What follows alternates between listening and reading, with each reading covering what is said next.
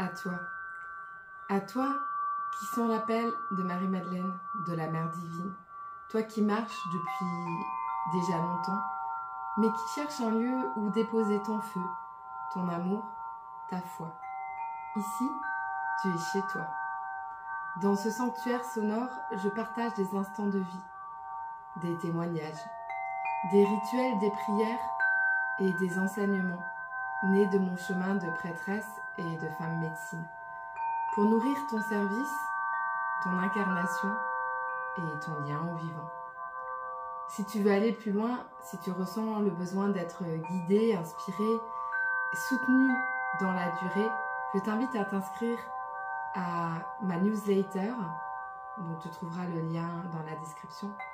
C'est là que je partage les transmissions les plus profondes, les dates des cercles, des soins et des nouvelles voies d'initiation. Que Marie-Madeleine te bénisse, que la vie te traverse et que l'allégresse guide tes pas. Bonjour et bienvenue dans Espace Allégresse. Aujourd'hui, je vous rejoins pour un nouvel épisode de ce podcast. Nous allons continuer à parler de l'âme des plantes et surtout de ce que ça nous apporte dans notre vie quotidienne, de nous relier à l'âme des plantes. Dans un premier temps, qu'est-ce que l'âme des plantes nous apporte? Ça sert à quoi en fait de faire ça? Finalement, quand on entre en lien avec l'âme d'une plante, quelque chose se met en mouvement en nous.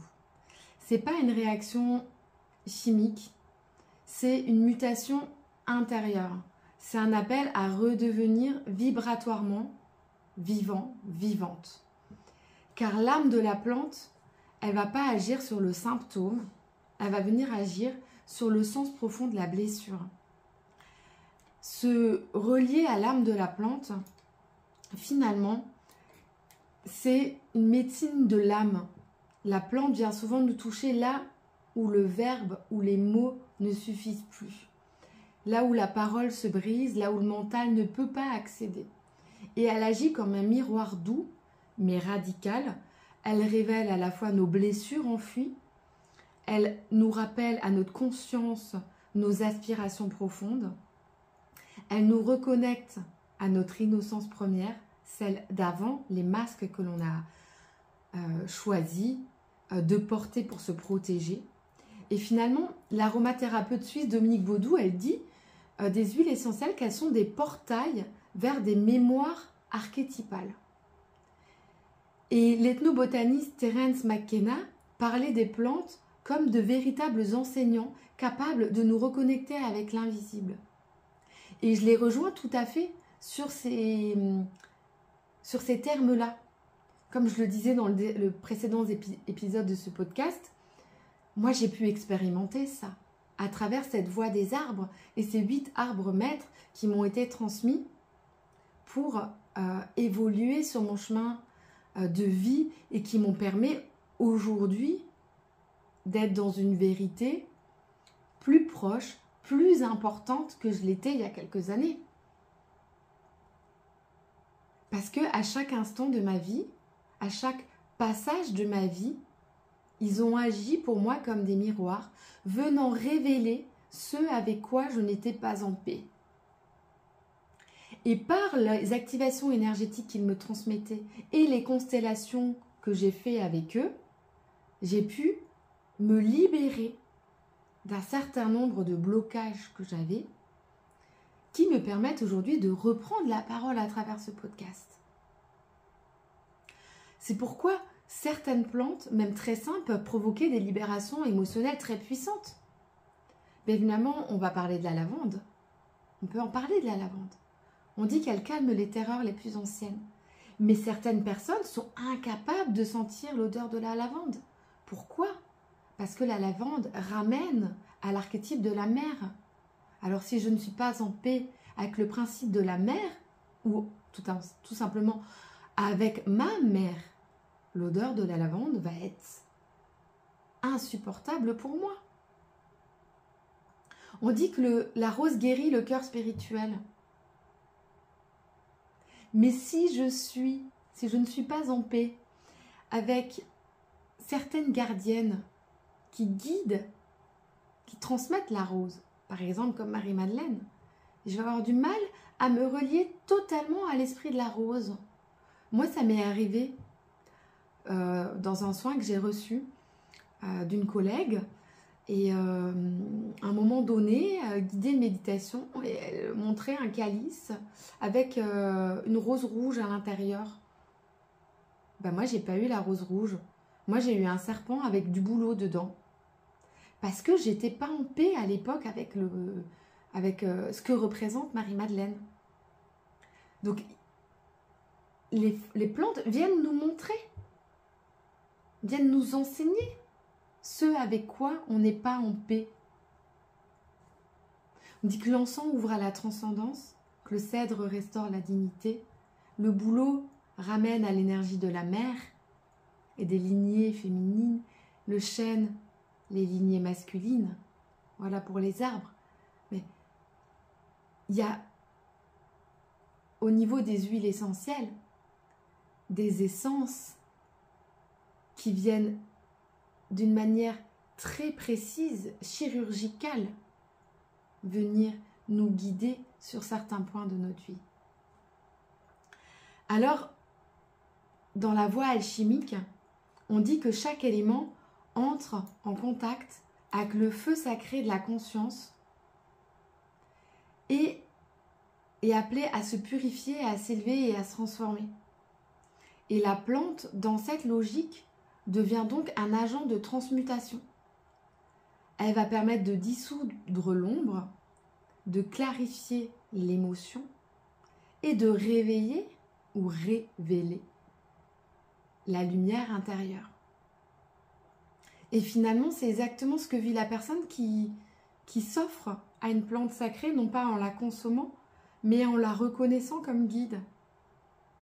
On regarde dans le corpus hermeticum, donc dans la tradition hermétique, il est dit la plante agit d'abord sur l'âme, ensuite sur l'esprit et enfin sur le corps, si l'âme est prête. Ainsi, la rose n'est pas qu'un apaisant cardiaque, elle est aussi porteuse du feu de l'amour, celle qui vient brûler les illusions pour faire jaillir la vérité du cœur. Elle va agir notamment sur la fréquence du cœur supérieur, le chakra de l'union divine. Mais chaque rose a sa particularité. Et ça fera peut-être l'objet d'un autre épisode de podcast. Se connecter à l'âme d'une plante, c'est aussi s'offrir une réactivation de mémoire sacrée. Parfois, une plante ravive en nous une mémoire oubliée.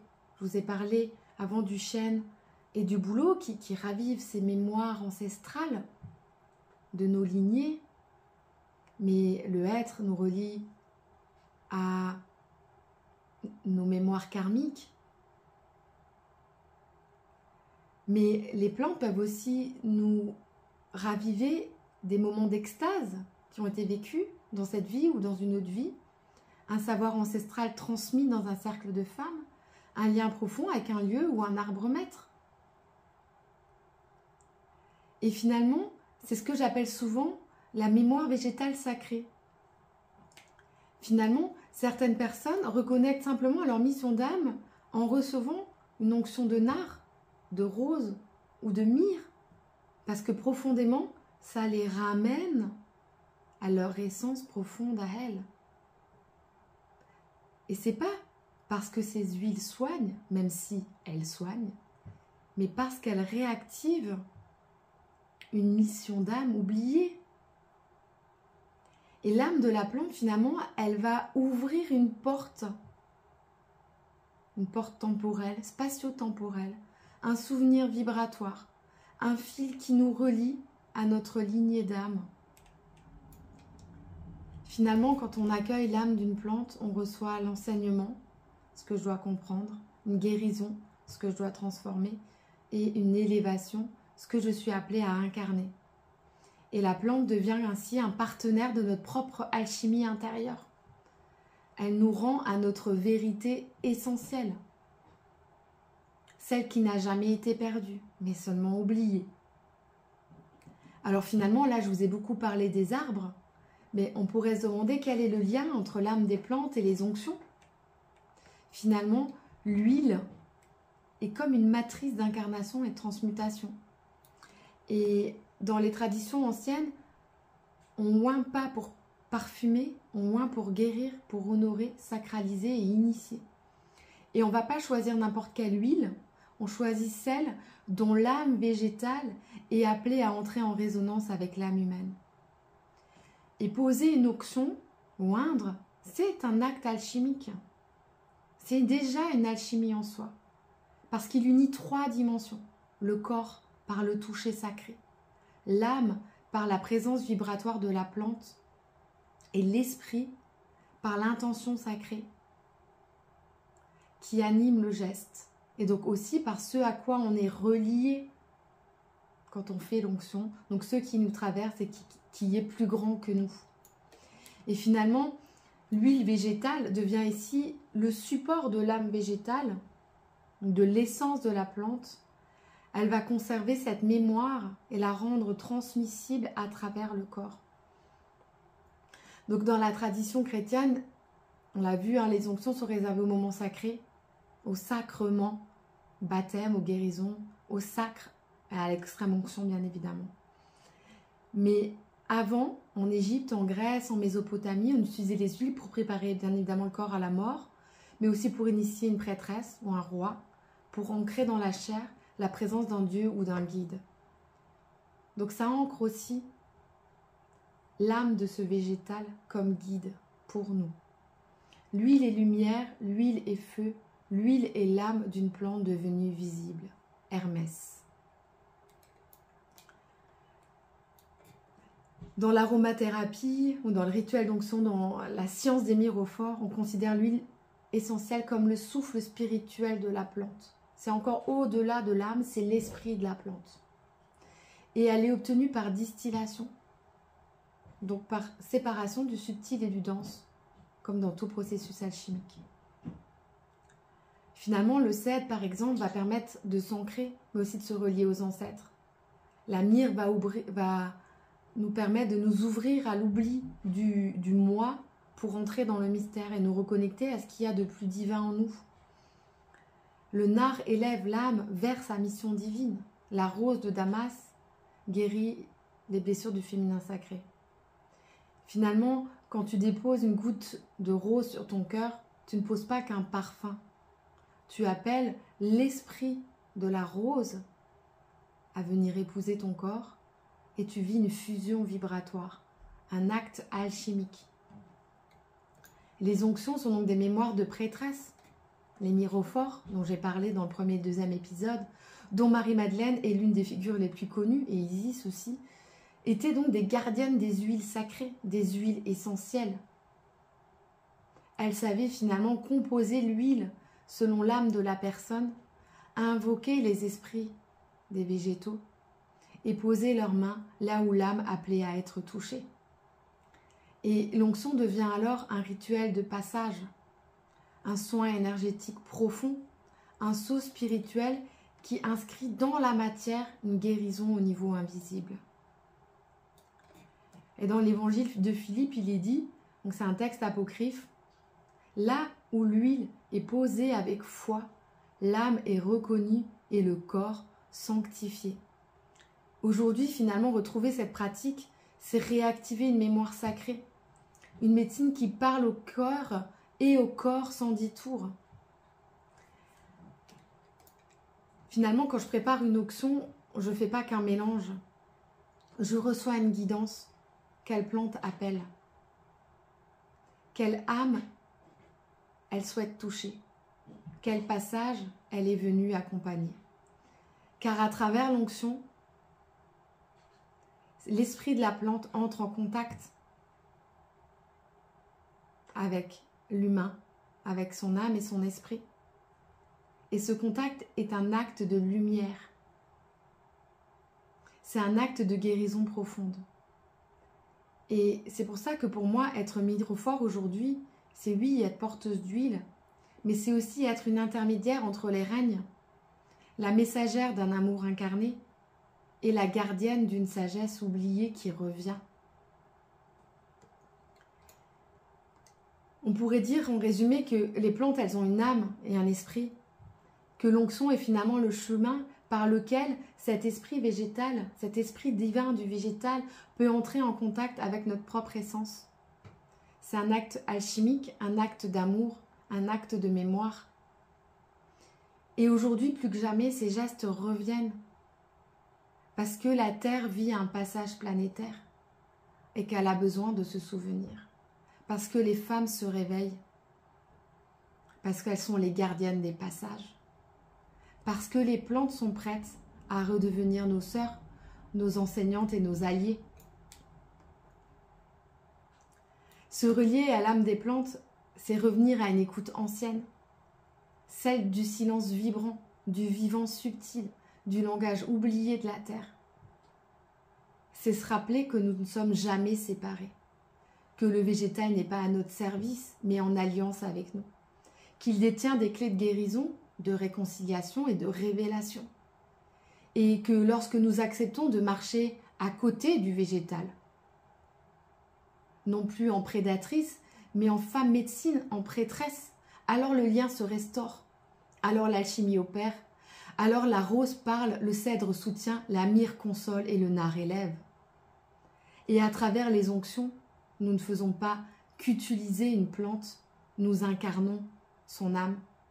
Nous laissons sa sagesse entrer dans nos cellules, nos mémoires et nos lignées. Et nous devenons à notre tour des ponts entre les mondes, des mirophores de l'âme végétale, de l'esprit végétal même, au service de la beauté, de la vérité et de la vie. J'espère que ces mots t'ont touché, que cet épisode de podcast t'a porté. Si tu as envie d'en savoir plus, n'hésite pas à aller consulter mon site internet sur lequel il se trouve les 2 formations phares qui permettent de se connecter à l'âme des végétaux. Connecte ta nature si tu es plutôt attiré par guider en nature, et mirophore si le chemin de prêtresse, porteuse et maîtresse des huiles t'attire. Dans les 2 cas, tu te souviendras de comment écouter la plante, recevoir sa médecine et la transmettre, mais de 2 manières différentes. À très bientôt dans Espace d'Allégresse. Merci d'avoir cheminé avec moi dans Espace d'Allégresse. Si cet épisode a touché ton cœur, soutiens ce podcast en le partageant autour de toi, sur tes réseaux, dans tes cercles, avec les femmes que tu sens appelées. Tu peux aussi t'abonner pour ne rien manquer des prochaines transmissions. Chaque partage est ici une offrande qui permet à l'allégresse de se répandre, à la voix des prêtresses de se faire entendre à nouveau. À très bientôt dans l'espace du cœur, et que Marie-Madeleine et les gardiennes veillent sur ton chemin.